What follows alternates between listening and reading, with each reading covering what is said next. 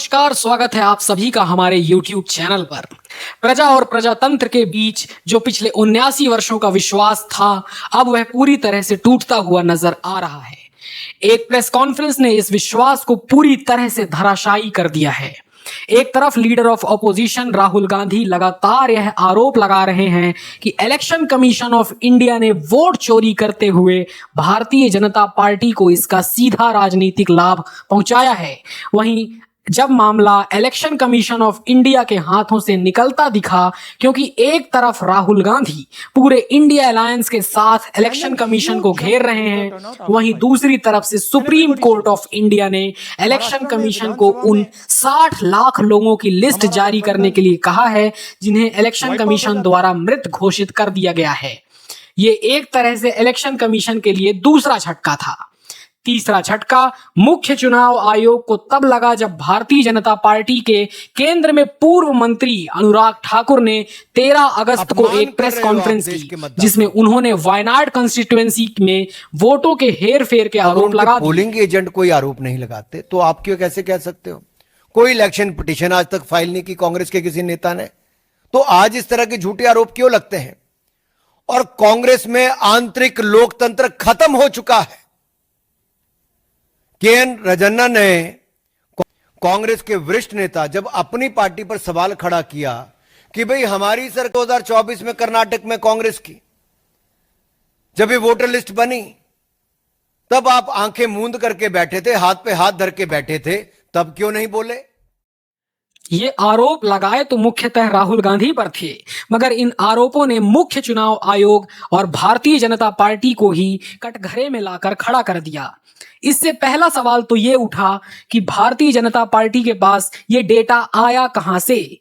क्या चुनाव आयोग ने ही भारतीय जनता पार्टी को यह डेटा परोस कर दे दिया? दूसरा सवाल तो यह भी उठा कि चुनाव आयोग लगातार जो अपने प्राइवेसी कंसर्न्स की दुहाई देता लगातार आया है और प्रेस कॉन्फ्रेंस में भी लगातार यह कह रहा था कि बहु बेटियों के प्राइवेसी का हनन हो जाएगा अगर सीसीटीवी रिपोर्ट को पब्लिक के सामने ला दिया गया। तो यह डेटा अनुराग ठाकुर को कैसे दे दिया गया? क्या सत्ता पक्ष पार्टी में पूर्व मंत्री होने के कारण अनुराग ठाकुर को एक स्पेशल ट्रीटमेंट दिया गया? क्या प्राइवेसी का ब्रीच अनुराग ठाकुर के लिए लागू नहीं होता है? हमने कुछ दिन पहले देखा कि कई मतदाताओं की फोटो उनकी अनुमति के बिना मीडिया के समक्ष रखी गई, उनके ऊपर आरोप लगाए गए, उनका इस्तेमाल किया गया। क्या अपनी माताओं, बहुओं, बेटियों सहित किसी भी मतदाता की सीसीटीवी वीडियो चुनाव आयोग को साझा करनी चाहिए क्या? यह प्रेस कॉन्फ्रेंस करके अनुराग ठाकुर ने तो चुनाव आयोग पर ही सीधे तौर पर सवाले निशान खड़ा कर दिए, क्योंकि जो चुनाव आयोग लगातार यह बात करता आया है कि वह निष्पक्ष है, ईमानदार है, और उसकी ईमानदारी की तो अनुराग ठाकुर ने ही बखिया उधेड़ कर रख दी। जो कुल मिलाकर चुनाव आयोग मुख्यतः हर जगह से घिर चुका है और उसकी ईमानदारी पर अब सवाले निशान खड़े हो गए हैं। रही कही कसर जनता ने भी पूरी कर दी सोशल मीडिया के माध्यम से, जब लगातार मीम बनाए गए और वोट चोरी के इस मुद्दे को ट्रेंडिंग पर लाकर खड़ा कर दिया गया। अब भारतीय जनता पार्टी और चुनाव आयोग पर शिकंजा कस दिया गया है। तो अखिलेश जी के भी यहां पर काफी 2,91,798 डाउटफुल वोटर हैं। कितने? अखिलेश जी के यहां पे 2,91,798 डाउटफुल वोटर हैं। और अखिलेश जी चुनाव कितने वोट से जीते? 1,70,900। फिर राहुल गांधी के दिए हुए सबूतों और लगातार लगाए गए आरोपों पर चुनाव आयोग कमिश्नर ज्ञानेश कुमार ने उनसे हलफनामा देने की बात कही, या तो कहा कि वो पूरे देश से माफी मांगे। तीसरा कोई विकल्प उपलब्ध नहीं है।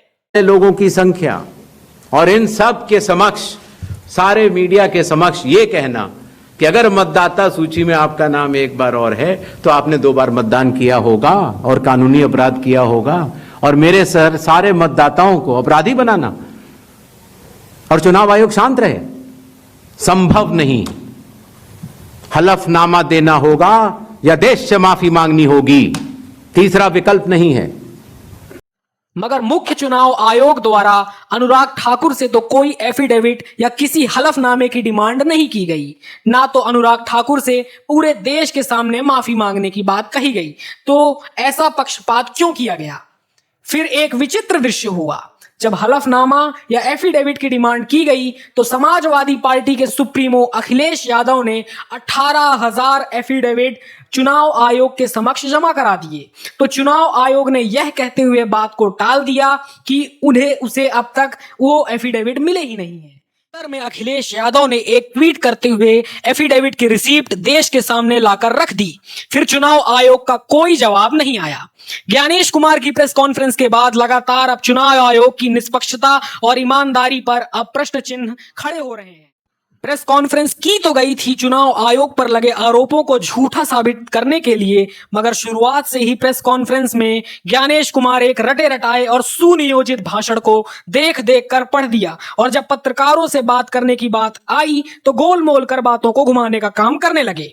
ज्ञानेश कुमार की बातों में प्रोफेशनलिज्म की पूरी साफ साफ कमी झलक रही थी। ऐसा लग रहा था कि किसी राजनीतिक पार्टी का कोई प्रवक्ता प्रेस कॉन्फ्रेंस कर रहा हो। कभी किसी शायर का शेर पढ़ रहे थे, कभी पूरे जोश से कहते कि इलेक्शन कमीशन अपने वोटर्स के साथ चट्टान की तरह खड़ा हुआ है। राहुल गांधी के वोट चोरी वाले सवाल पर कहते हैं कि एफिडेविट दो या तो देश से माफी मांगो, मगर अनुराग ठाकुर के सवाल पर चुप्पी क्यों साध ली जाती है? धर्मों के मतदाताओं के साथ बिना किसी भेदभाव के चट्टान की तरह खड़ा था, खड़ा है और खड़ा। रिलेटेबल लगने की पूरी कोशिश ज्ञानेश कुमार ने पत्रकारों के सामने की, मगर जिस विचारधारा को वो फैलाने की कोशिश पूरी तरह से कर रहे थे इस प्रेस कॉन्फ्रेंस में, तो पत्रकारों के सामने वो पूरी कोशिश नाकामयाब हो गई।